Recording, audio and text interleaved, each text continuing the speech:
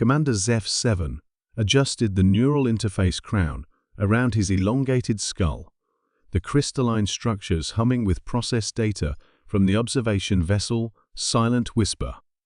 For 3 rotations, his reconnaissance team had been monitoring the third planet of this unremarkable yellow star system, cataloging what appeared to be a primitive species that had barely achieved interplanetary travel.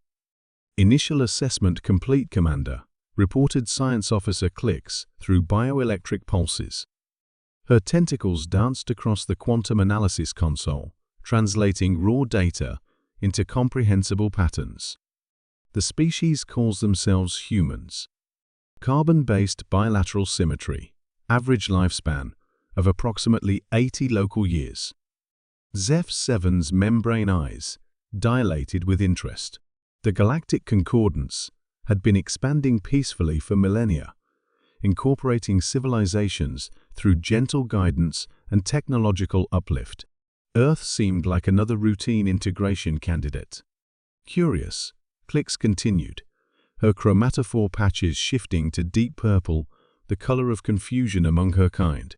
Their physiological data suggests some anomalies. Elaborate. The holographic display materialized between them, showing a 3-dimensional human form rotating slowly.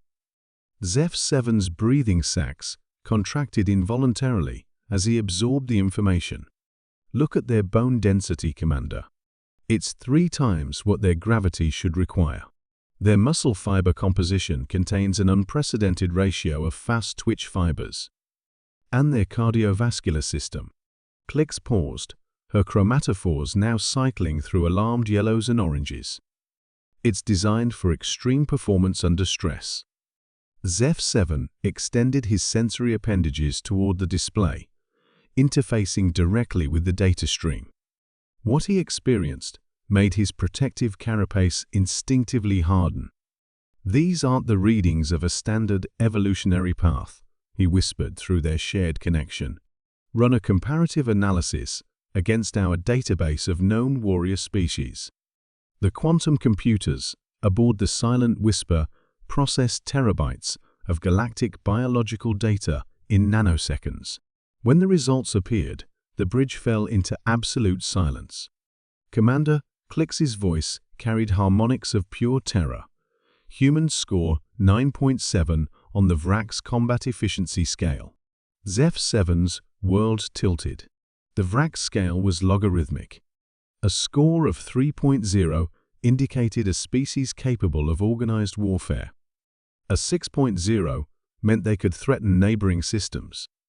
The highest recorded score belonged to the extinct Drakmor hegemony, at 8.1, a civilization that had nearly consumed half the galaxy before turning their weapons on themselves in a final cataclysmic war.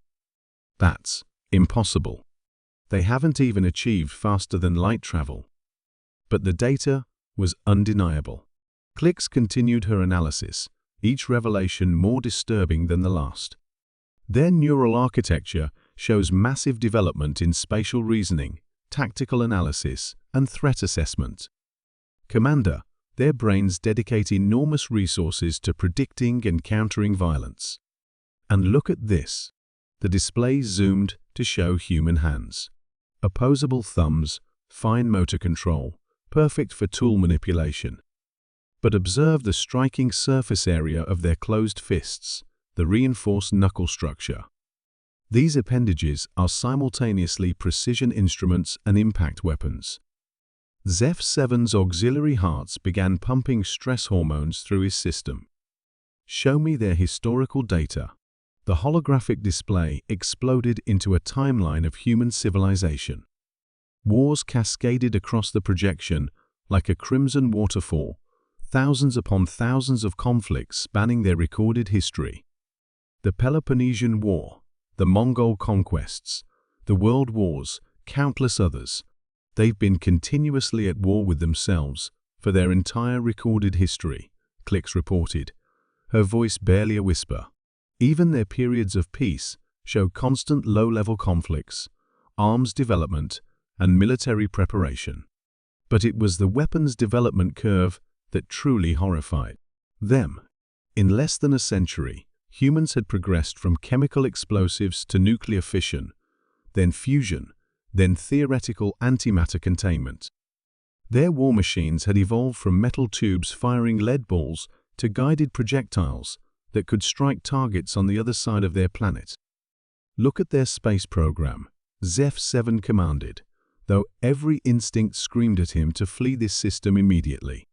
The data showed that humanity's journey to space had been driven primarily by military competition between their nation-states. Their first satellites were spy platforms. Their rockets had been designed to deliver nuclear warheads. Even their peaceful space exploration carried military implications, resource acquisition, territorial claims, strategic positioning. Commander Klix's chromatophores had gone completely white, the color of mortal fear. I've run psychological profiles based on their entertainment media and cultural artifacts. They don't just wage war, they celebrate it. Their stories glorify conflict. Their children play games simulating combat. They've created entire industries around the fictional portrayal of warfare.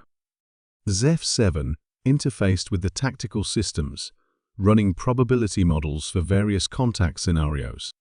Every simulation ended in catastrophe. If humanity achieved FTL travel before they learned to control their aggressive impulses, they wouldn't stop at conquering their galaxy, they'd seek out others. There's more, Klix continued. Their adaptability is off any known scale. They've colonized every environment on their planet, from frozen wastelands to searing deserts. They alter their own bodies with artificial enhancements. Some of their theoretical physics papers suggest they're close to breakthrough technologies that could make them nearly unstoppable. The bridge crew of the Silent Whisper exchanged nervous bioelectric communications. In their species' philosophy, all life was sacred, violence was aberrant, and war was the greatest evil imaginable. But humans appeared to be evolution's perfect predator, intelligent enough to create devastating weapons, aggressive enough to use them, and adaptable enough to survive their own destruction. Recommendation, Science Officer? ZEF-7 asked, though he already knew the answer. Immediate withdrawal. Alert the concordance. Establish a quarantine perimeter around this entire system. Humanity must never be allowed to develop interstellar travel. As the Silent Whisper engaged its quantum drives and slipped back into the darkness between stars, ZEF-7 composed his report to the Galactic Council.